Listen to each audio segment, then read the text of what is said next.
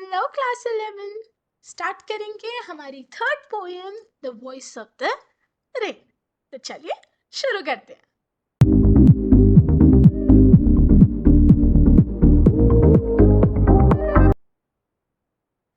शुरुआत as usual poem के central idea के साथ।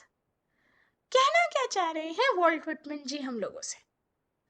इस पोएम के थ्रू वो हाईलाइट कर रहे हैं the importance of rain, not just as a part of water cycle कि इवेपोरेशन हुआ फिर कंडेंसेशन और प्रेसिपिटेशन, ना ना, but also the incredible power of rain to beautify nature and bring life to everything around us। कैसे ये बारिश हमारी जिंदगी को हैप्पी हैप्पी और ब्यूटीफुल बना देती है एंड हमारे आसपास की चीजों में जान डाल देती है। Many may choose to disagree, but it is what it is। Rain also inspires creativity।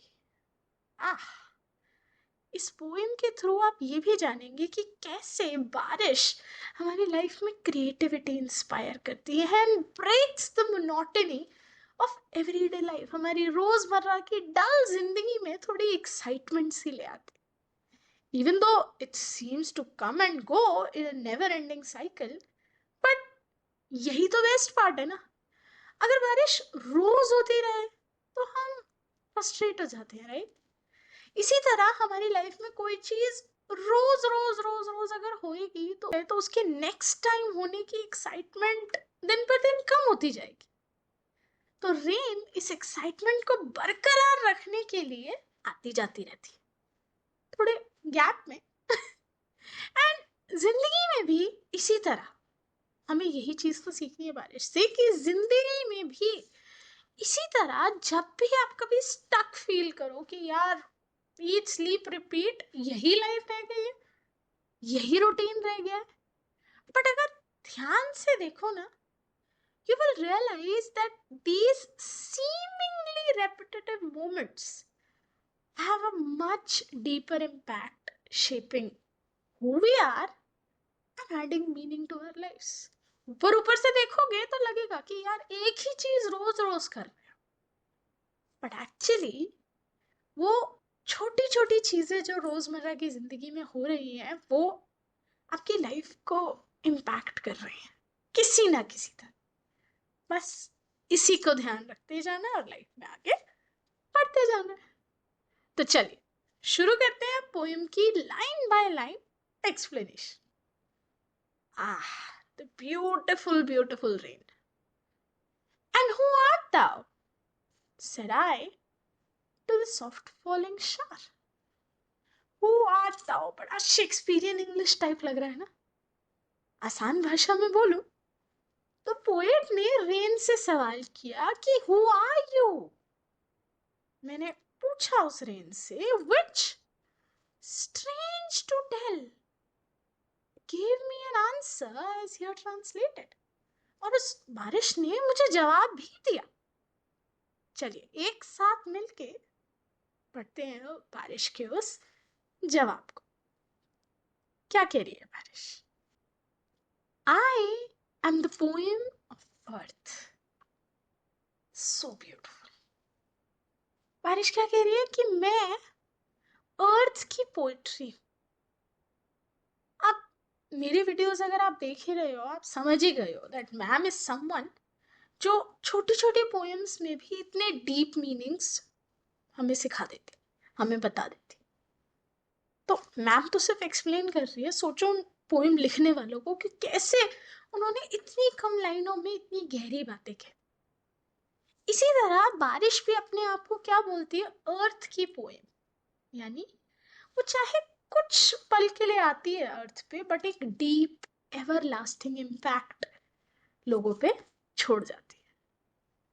सो बहुत खूबसूरती से वॉइस ऑफ द रेन ने कहा I am the poem of earth said the voice of the rain, eternal I rise, impalpable out of the land and the bottomless sea। eternal is forever and ever, ये चीज चलती रहती है। हमेशा I rise, impalpable माने invisible, कभी देखा है पानी को इवेपोरेट होते हुए ऊपर जाते हुए? नहीं ना।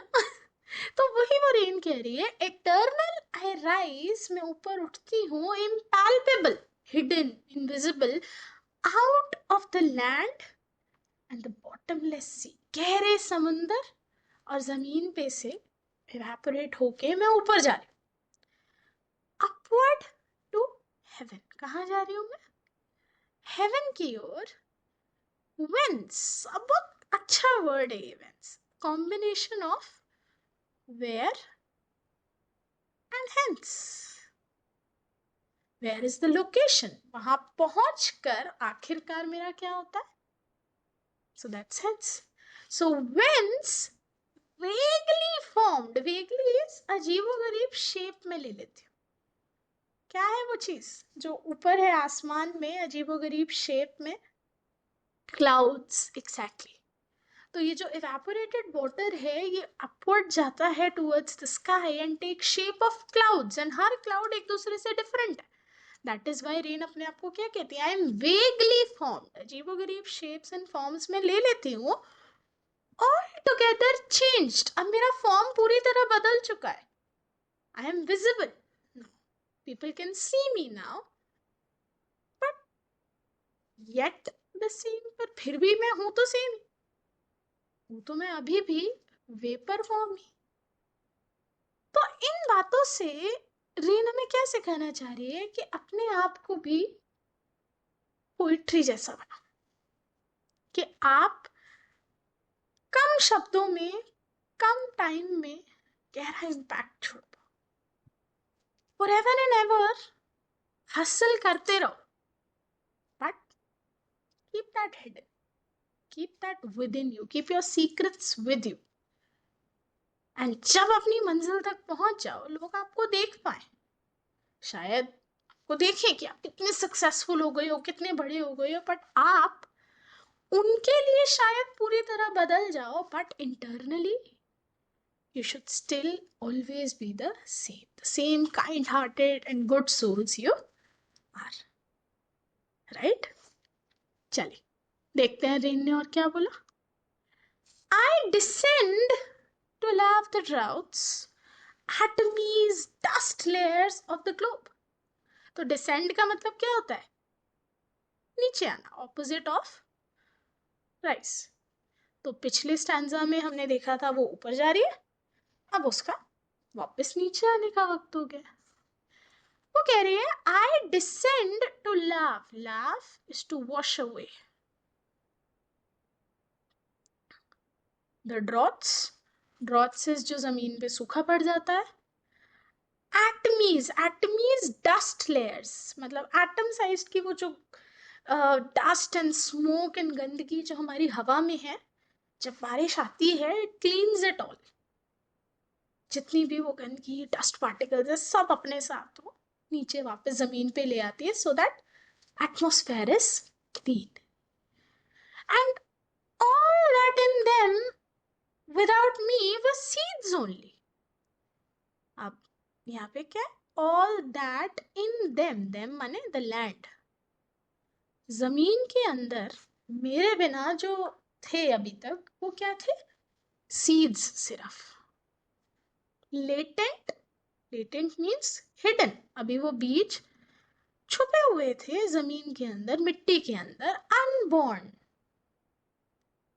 बट अब मैं आ गई हूं तो वो सीड भी क्या होंगे? खिल जाएंगे, right? And forever, by day and night, I give back life to my own origin। And then रात मेरा ये साइकिल चलता रहता है। I keep giving back life to my own origin and make pure and beautified। तो अब मैं जितने भी ये काम करती हूँ इसके बाद रुक नहीं जाती। I keep going on, day and night, day and night, I keep giving back life to my own self, and each time I come back with purity and beauty।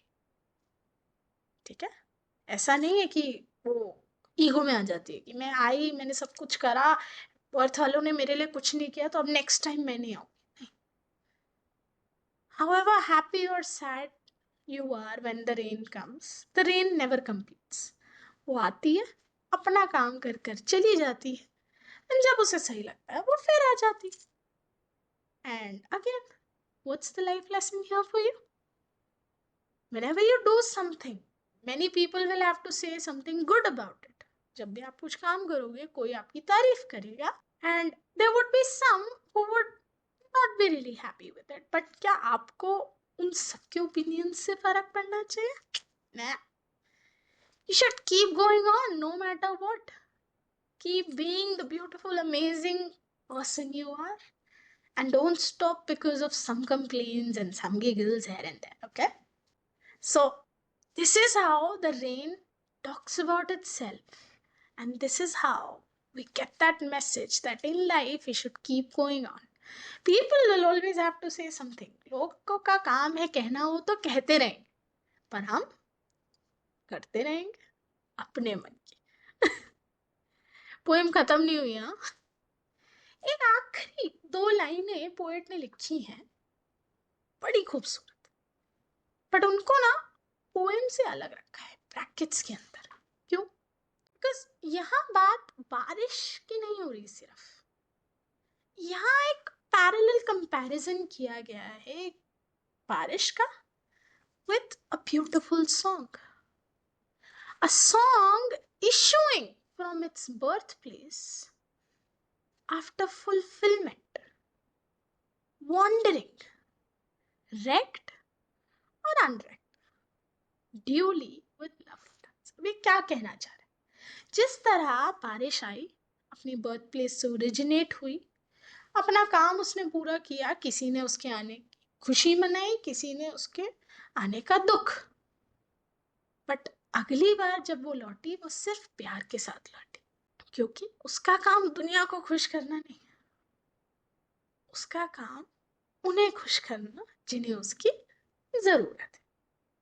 बस इसी तरह you see music composers around you. अब कुछ लोग बहुत अच्छे songs लिखते हैं, कुछ लोग ऐसे सॉन्ग्स लिखते हैं जो शायद आप नहीं सुनना पसंद करते. अब वो लिखते हैं सॉन्ग, रिलीज करते हैं उसे, and they get feedback, right? कुछ लोग अच्छा बोलते हैं, कुछ लोग बुरा. So whatever it is, wrecked or unwrecked, good or bad feedback, they still keep going on. And there are so many examples right now out there of good and bad musicians, but who decides what is good, what is bad? What is important is you keep going on for the audience who loves you. ठीक है? तो इन आखिरी 2 लाइनों को bracket में रखने का soul motive यही था कि ये एक पैरेलल कंपैरिजन पोएट शो कर रहा है एक रेन की जर्नी का with the journey of anyone who's trying to do something or create something for the society, and to tell that person to not stop because of negativity or bad comments or criticism, rather keep going on for even one person who appreciates you, जो आपको समझे, आपको आपके काम को समझे, तारीफ करे उसकी, उसके लिए बस आगे बढ़ते जाओ. ठीक है? तो चलिए, अब पोएम तो हुई समाप्त, बट क्या वीडियो का एंड होगा? नहीं, पहले फिगर ऑफ स्पीच सिखा दूं. चलिए, फिगर ऑफ स्पीच है इस पोएम में सबसे पहला पर्सोनिफिकेशन. पर्सोनिफिकेशन बताने की जरूरत है, टाइटल में ही पर्सोनिफिकेशन है. The voice of the rain. बारिश को ह्यूमन वॉइस दी गई है, एंड पूरी पोएम में बारिश ने अपने आप को आई कह के ट्रीट किया, अपने बारे में अपनी स्टोरी बताई है. So that is how rain is personified through out the poem. Next is a metaphor, a hidden comparison. I am the poem of the earth. Rain is being compared to poetry. A hidden comparison indeed. Next, what you find in this poem is a hyperbole. A hyperbole is something जो आप use करते हो एक बहुत exaggerated impact बताने के लिए. ठीक है? Like a bottomless sea.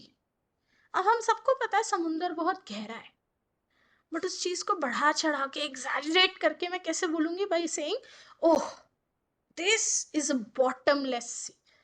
Bottomless sea मतलब ये बहुत गहरा समुंदर, ठीक है। So that's a hyperbole being used here. And finally we have imagery, soft falling shower. Soft falling shower सुनते ही क्या आया माइंड में, मंदी मंदी बारिश। Okay, so that's how we see imagery being used in the poem. Again, bottomless sea, गहरा समंदर, पहले वाले में ही इमेज क्रिएट हो गई होगी माइंड, राइट। सो ये थे हमारे इस पोएम के फिगर ऑफ स्पीच। इसी के साथ पोएम की explanation, central idea and figure of speech सब हुए समाप्त। I will meet you in the next video. Till then, bye bye.